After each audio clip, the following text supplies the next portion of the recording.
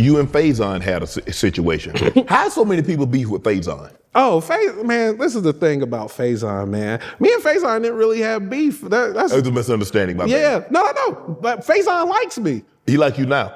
He always liked me. The thing about Faison, it's his delivery. It's so, soon as Faison talk about anybody, they go, oh, he don't like him. That's not what it is. He's just, his tone is real negative. His delivery is real negative. But it's like, he was trying to look out for me. Okay. The delivery was so bad. People were like, dag, Faison talking junk about you. But he really wasn't. So Faison cool?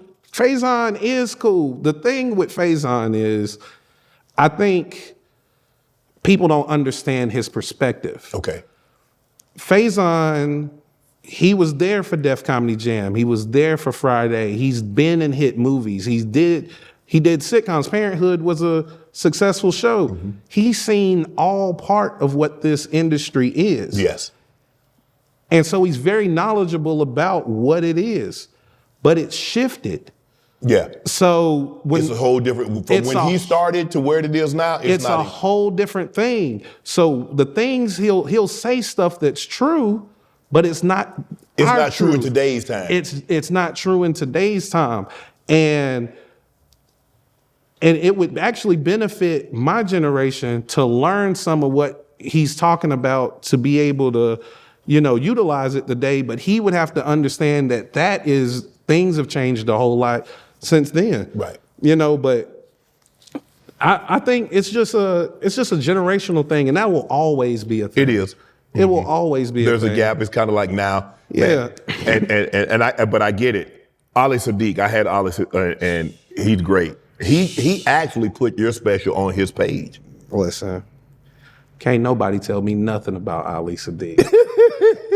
I flip every table. I cuss everybody out. You gonna have to fight me about Ali. That's my brother. Hey, the thing is with him, you know exactly where you stand with him. Listen, it ain't no misunderstanding. Like, man, I none. That's what I'm saying. You see, we talk about me having misunderstanding. Yeah. I ain't got no misunderstanding with Ali Sadique. Me and Ali Sadique. Yeah. You see what I'm saying? I'm not that hard to understand if you were straightforward person. So the thing is, Ali, so me and Ali, people don't know how far back my special goes. My special just dropped. We shot it in 2023, back when he shot Domino Effect. Right. Wow. Yeah, that's how long ago it was. Me and him, like, so he called me. He was like, got me one. He was like, Ryan, I'm telling you. And Ali isn't shy about how good he is. He knows he's good. And he was like, this might be my best work to date. And I was like, Ali, Mexican got on boots. It's crazy. He was like, it's the best work. Yeah. And then when Domino Effect dropped, I watched it. I was like, he's out of here. He's out of here. It's one of the best specials I've seen in 20 years. Yeah, it's phenomenal. And then he was like, I'm waiting on you.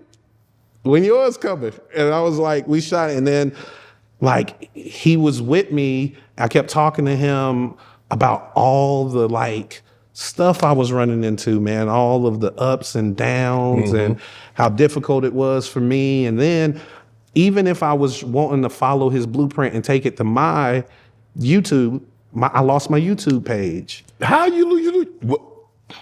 Lost the YouTube, not lost it like that, lost the email address. Right. So we tried everything. I went through agents. I went through people who worked at YouTube, everything. Just kept getting this runaround and everything. And then I dropped it on Patreon and it did really well. And Ali and him talked about it. And I was wanting it there on Ali. I wanted to work with my brother. But I didn't know if he would be up to it. Right. So, and then we talked about it and he was like, nah, I think this is the move. This is the move. And it was so easy. It was so easy. He came to me, he was like, this is the deal. I was like, what do you think about that? I was like, I accept the deal. The thing about me is collaboration is collaboration. Mm-hmm. Too many times people like to have offers about, like, too much conversation about the split. I don't care nothing about that. I got this body of work that I think That I want to put out. that I think is phenomenal.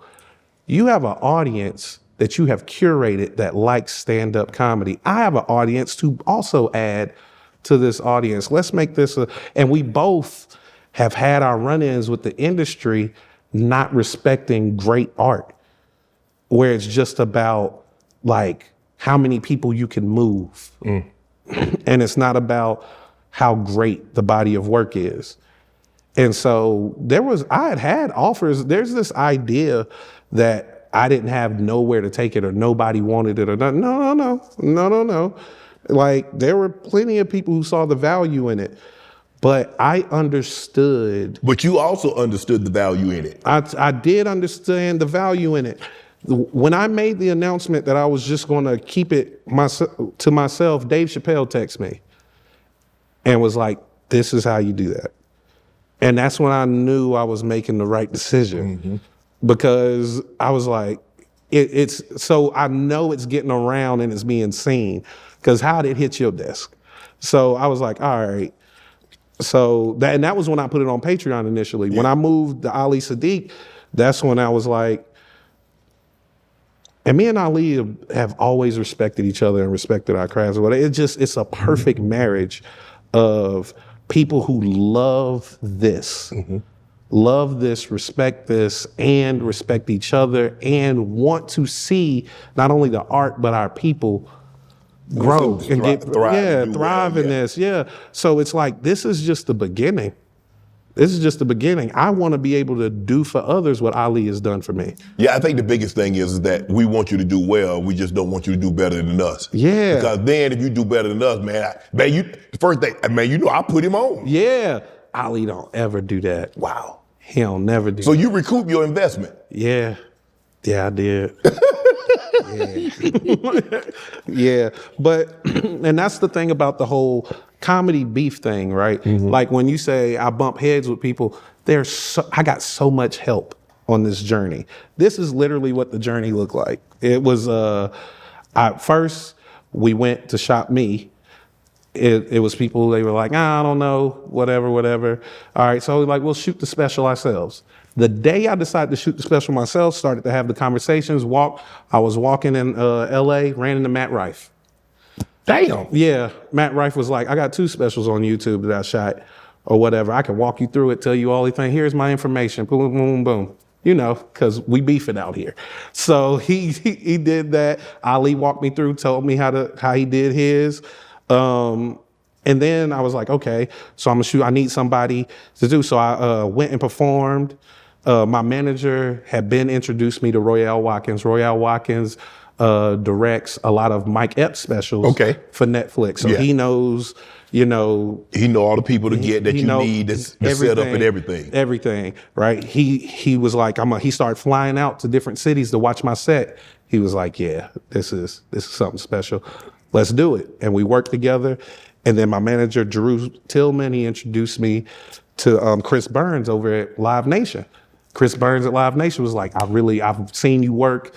I'm like, we became cool, we became friends, and he appreciates my comedy. So he was like, yeah.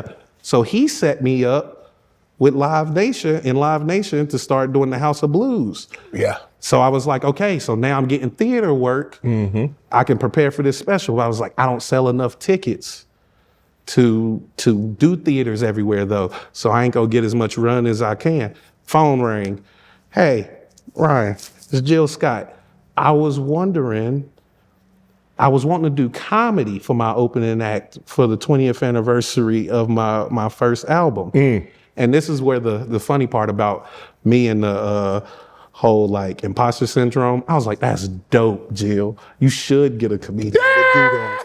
You should, whoever. I know some people who I know she was sitting on the other side of the phone like, this boy's so dumb. I called you. It took me 10 minutes to realize she was asking me to do it. But she put me on the road with her and I did like 10, 12 cities with her. So now I'm getting all the reps, right? And then I'm like, but I gotta rock in front of a music audience. I don't know how to rock in front of a music audience. Call Roy Wood Jr. He was like, this is how you do that. So this idea that people don't help each other. What I had help every step of the way. When it came time, a comedian walked it into Netflix. A comedian that Netflix rocks with was putting themselves on as an executive producer and walked it through the door. So my agent sent it and this comedian walked it through. Wow. Yeah. So this whole idea that we're beefing or whatever, and then whenever they were watching it, and I was like, okay, if they accept it, I don't even know how to handle the deal or whatever. Chico Bean gave me advice on how to handle the deal. Matt Rife gave me advice on how to handle the deal. Andrew Scholes offered to take me on his Infamous tour that he had. That was his first deal with Netflix that he ended up buying back from them. Wow. When I told my story, Charlemagne helped me. He always looked out, put me on the Breakfast Club. I had a podcast in tandem with my special. It was supposed to drop with the special. Charlemagne was like, nah, there's more money to be made. There's more opportunity for you. Let me hook you up with some people to even grow this. So, and then when I was like, okay, I'm gonna do my underrated podcast, I was like, man, I don't even know who to have on it. I was like, I'm gonna just throw Hail Marys, call Kevin Hart. Of course I'll do it. Method Man, of course I'll do it. Gilbert Arenas, of course I'll do it. Gilbert was like, hey, come on, Gil's Arena. We did Gil's Arena. I think this idea that we're not all on the same team and we're not helping each other is because people like Kevin Hart and Issa Rae had talked about it. People sit on their ass all the time. Yeah. Just ask. Want to join Club Shay Shay? Become an official member by hitting that subscribe button, where you never know who's going to be joining us for drinks and conversation. Don't be late to the party because you know we like to do something before two something.